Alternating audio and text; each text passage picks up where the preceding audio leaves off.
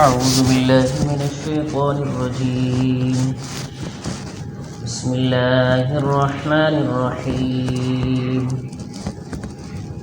فلما فصل طالوت بالجنود قال إن الله مبتليكم بنهر فمن شرب منه فليس مني ومن لم يطعمه فإنه مني إلا من اغترف غرفة بيده فشربوا منه إلا قليلا منهم فلما جاوزه هو والذين آمنوا معه قالوا لا طاقة لنا اليوم بجالوت وجنوده قال الذين يظنون أنهم ملاقو الله كم من فئة قليلة غلبت فئة كثيرة بإذن الله والله مع الصابرين. صدق الله العظيم وصدق رسوله النبي الكريم ونحن على ذلك لمن الشاهدين والشاكرين والحمد لله رب العالمين. سورہ بقرہ پارہ نمبر 2.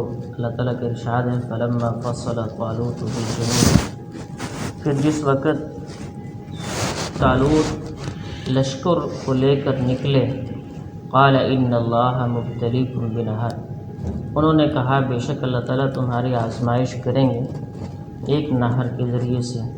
فمن شرب منہ، جو اس میں سے پی لے گا فلیس منی، تو وہ مجھ سے نہیں ہوگا. ومن لم یطعمہ فإنہ منی، اور جو اس میں سے نہیں پیے گا تو وہ میری جماعت میں سے ہوگا. الا من اغترف غرفۃ بیدہ، ہاں اگر پینا ہی ہے تو ایک چلو بھر پانی پی سکتے ہو.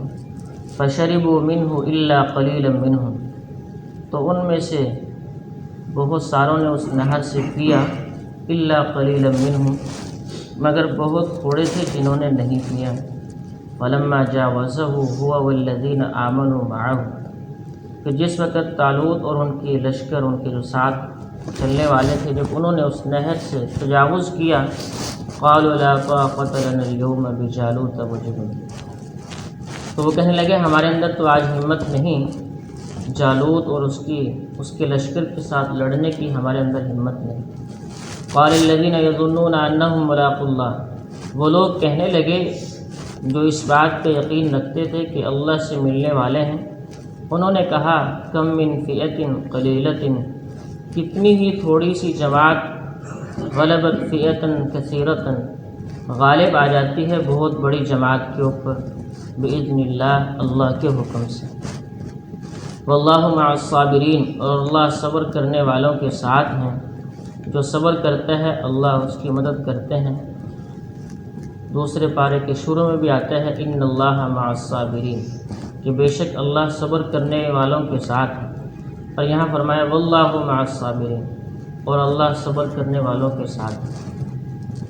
تو آپ یہ واقعہ سنتے آ رہے ہیں حضرت شمویل علیہ السلام، ان کی دعا سے اللہ تعالیٰ نے طالوت کو بادشاہ بنایا تھا اور بنی اسرائیل کو ان کے ساتھ بھیجا جالوت کے ساتھ جہاد اور قتال کرنے کے لیے، کہ جس کو قوم عمالقہ بھی کہا جاتا ہے، کہ جنہوں نے بنی اسرائیل کے اکثر علاقوں پر قبضہ کر لیا تھا، اور جو ان کے پاس مقدس چیز تھی تابوت جسے کہا جاتا ہے، جس میں حضرت موسیٰ علیہ السلام کا عصا اور آپ کی دیگر چیزیں اس میں رکھی ہوئی تھی، اور تورات کا نسخہ جو اصل نسخہ تھا وہ بھی اسی کے اندر رکھا ہوا تھا، تو وہ بھی چھین کر لے گئے تھے.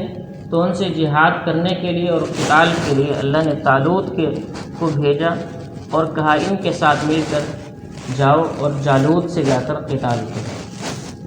تو آج وہی ذکر ہے کہ جب طالوت ان کو لے کر اپنے لشکر کو اور اپنے ساتھیوں کو لے کر چلے تو راستے میں اللہ تعالیٰ نے ان کی ایک آزمائش کی.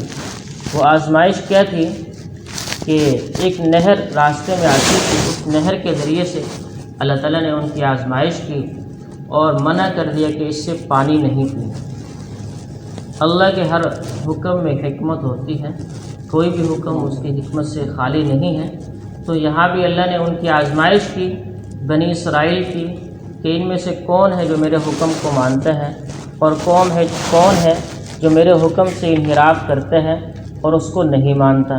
تو راستے میں ایک نہر آتی تھی کہ جس کو جو اردن اور فلسطین کے درمیان میں واقع تھی، اردن اور فلسطین کے درمیان میں ایک نہر تھی، اس کے ذریعے سے آزمائش کی۔ اللہ نے طالوت کو کہا، فرمایا کہ ان کو کہہ دو کہ وہاں سے کوئی پانی نہ پیے۔ فمن شرب منہ فلیس منی، اس میں سے جو پانی پیے گا فلیس منی، تو وہ میرا ساتھی نہیں ہوگا۔ ومن لم یطعمہ فإنہ منی الا من اغترف غرفۃ بیدہ، اور جو اس میں سے نہیں پیے گا، میرا حکم مانے گا، تو وہ مجھ سے ہوگا اور میری جماعت میں سے ہوگا، میرے لشکر میں سے ہوگا۔ ہاں اگر پھر بھی آپ پینا ہی چاہتے ہو تو صرف ایک چلو پانی کی اجازت ہے کہ ایک چلو بھر پانی پی سکتے ہو، اس سے زیادہ نہیں پی سکتے۔ اب ان بنی اسرائیل کی 3 قسمیں بن گئی۔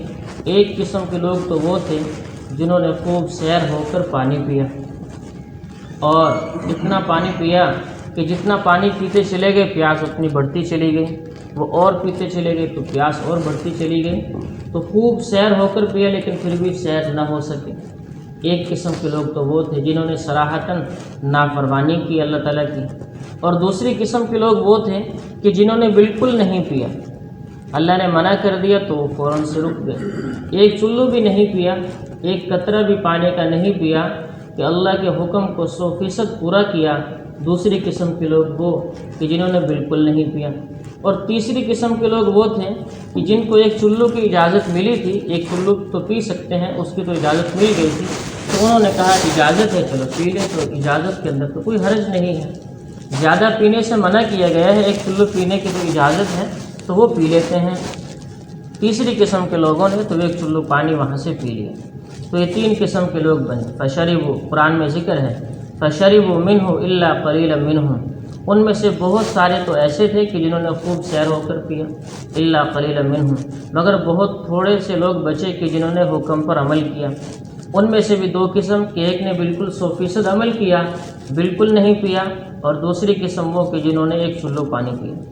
پھر آگے ہوا کیا، فلما جاوزہ هو والذین آمنوا معه، جب اس نہر کو پار کر کے آگے چلے گئے اور سفر آگے شروع ہوا، جیسے ہی سفر آگے شروع ہوا تو جنہوں نے خوب سیر ہو کر پانی پیا تھا تو وہ کہنے لگے لا طاقت لنا اليوم بجالوت وجنودہ، کہ آج طالوت سے کہنے لگے کہ آج ہمارے اندر ہمت نہیں ہے کہ ہم جالوت سے جا کر مقابلہ کریں اور اس کے لشکر سے مقابلہ کریں، آج ہمارے اندر ہمت نہیں۔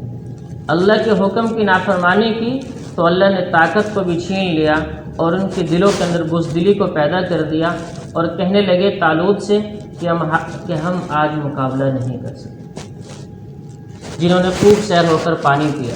حالانکہ جب پانی پیا تو طاقت آنی چاہیے اور جو ہے اس سے مقابلہ کے لیے چستی پیدا ہونی چاہیے، لیکن جب حکم کی انسان نافرمانی کرتا ہے تو اللہ اس کے خلاف اس کو استعمال کرتے ہیں۔